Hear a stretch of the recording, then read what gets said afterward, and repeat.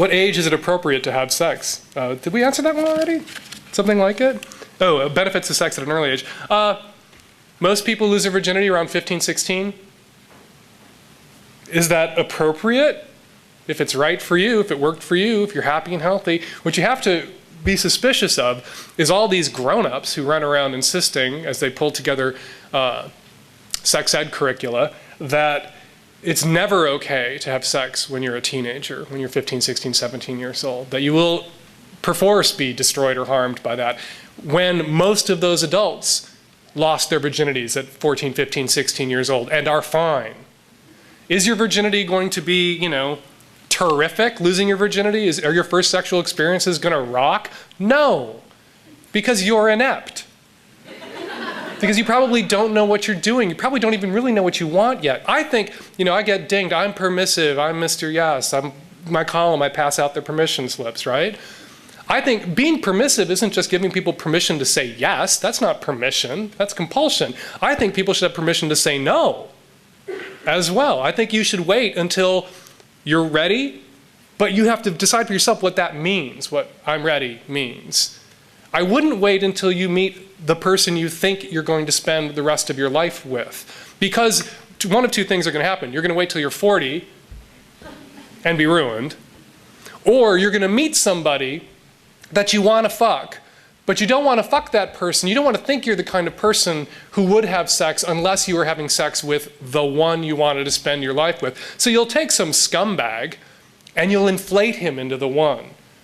You will elevate him or her to the one. You will convince yourself, you'll psych yourself up, not because this person is all that spectacular, but just because you believe that person has to be that spectacular or there's something wrong with you if you want to fuck them. That's crazy. That's where you see people get stalkery. That's where you see people really get hurt. That's where you see people decide not to use birth control because they're so sure that this is the person they want to be with the rest of their life that it would be great if we got pregnant right now and sealed the deal. That never works out. And the other thing they don't tell you in sex ed is there's something besides vaginal intercourse. There's many somethings besides vaginal intercourse. That your virginity is really something you lose in dribs and drabs. And that you can be sexually active. And you can have a fulfilling sexual experience. You can have really a kick-ass sex life without having any of the sex that puts you at risk. That you can engage in mutual masturbation and it's awesome.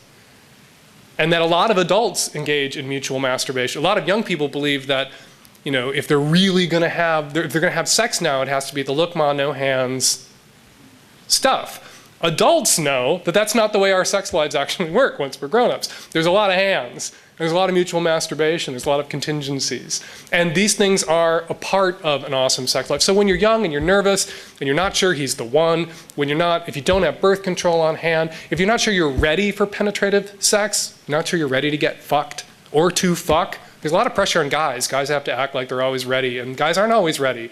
And that can really spook a guy and spook his dick. And you don't want to spook his dick, so then it goes away. If you're not ready, you can have oral sex. You can engage in mutual masturbation. You can engage in fantasy play. There's all sorts of things you can do. Bristol Palin, have you heard of her? I love her. That she's a spokeswoman for abstinence education now. I think that's brilliant. Like Stephen Colbert said, imagine how many children Bristol Palin would have if she weren't abstinent.